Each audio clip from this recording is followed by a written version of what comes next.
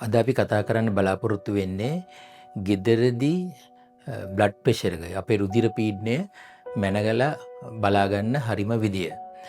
අපි බොහෝ දෙනෙක් ළඟ දැන් ගෙදරදී බ්ලඩ් ප්‍රෙෂර් එක මැනගන්න පුළුවන් උපකරණ. ඒ කියන්නේ ඩිජිටල් බ්ලඩ් ප්‍රෙෂර් ඇපරේටස් තියෙනවා.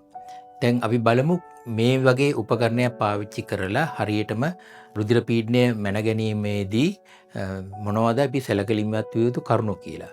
පළමුවෙන්ම අපි ඒ සඳහා නිවැරදි කෆ් එක. ඒ කියන්නේ අපි අත වටේට ඔතන මේ කෆ් එක තෝරගන්න ඕන. විශාල ප්‍රමාණයේ කෆ් සහ මධ්‍යම ප්‍රමාණයේ කෆ් ඒ වගේම කුඩා ප්‍රමාණයේ කෆ් තියෙනවා. අපි බොහෝ දෙනෙකුට හරියන්නේ මධ්‍යම ප්‍රමාණයේ කෆ්. නමුත් ඔබට විශාල ශරීරයක් තියෙන ඉතා උස මහත කෙනෙක් නම් සමහර විට විශාල ප්‍රමාණයේ කෆ් එකක් අවශ්‍ය වේවි. එතකොට ඒ නිවැරදි කෆ් එක තෝරගත්තයින් පස්සේ මේක හරි විදියට අපේ අතට අපේ ආවරණය වෙන විදියට සවි කරගන්න ඕන. විශේෂයෙන් ඒ කෆ් එක අපි ඇඳගෙන ඉන්න ඇඳුමට උඩින් දාන්න හොඳ නැහැ. අපි ඇඳුම ඉවත් කරලා ඒ කෆ් එක දාන්න ඕන සමට සවි වෙන විදියට. මොන අතේ බැලුවත් කමක් නැහැ. සමහර හිතන් ඉන්නවා වම් අතේම බලන්න ඕන කියලා. එහෙම නැහැ. වම් හෝ දකුණු අත අපිට පාවිච්චි කරන්න පුළුවන්.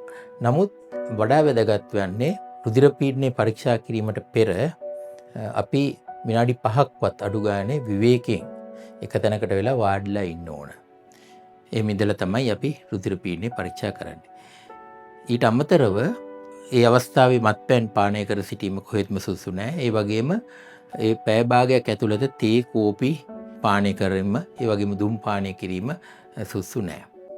අපි රුධිර පීඩනය පරීක්ෂා කිරීමට වාඩි වෙනකොට ඉතා පහසුවෙන් වාඩි වෙන්න ඕන. අපි අපේ අත වැලමිට මේසයක් උඩ හොඳට තබා ගන්නට ඕන. ඒ වගේම අපි පිට පුටුවකට හේතු වෙන විදියට වාඩි වෙන්න ඕන. කකුලක් පිට කකුලක් දාන්න හොඳ නැහැ. ඒ වගේම අපිට මුත්‍රා බර ඒ වගේ මල පහ කිරීමට බර මොන හරි තියෙනවා නම් ඒවා අවසන් කරලා තමයි රුධිර පීඩනය පරීක්ෂා කරලා කරන්න එන්න ඕන.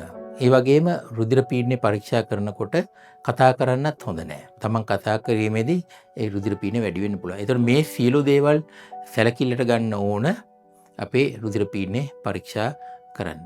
ඒ වගේම දිනකට ඒ කියන්නේ දිනපතා පරීක්ෂා කරනවා නම් එහෙම නැත්නම් සතියකට කීපතට පරීක්ෂා කරනවා නම් දවසේ එකම වෙලාවක පරීක්ෂා කරන්න. ඒ වගේම එක අවස්ථාවකදී රුධිර පීඩනය දෙපාරක් මැන ගන්න. ඒ කියන්නේ විනාඩියක් දෙකක පරතරයේ දෙපාරක් මැනගෙන ඒ දෙකම කොලයක සටහන් කරගන්න. මේ සටහන් කර ගැනීමත් වැදගත්. මොකද වෛද්‍යවරයා හම්බෙන්නේ නැද්දි ඒ සටහන අරගෙන ගියොත් ඔහුට නිවසේදී රුධිර පීඩනය පරීක්ෂා කිරීම පිළිබඳව අවබෝධයක් ලබා ගන්න පුළුවන් වේවි.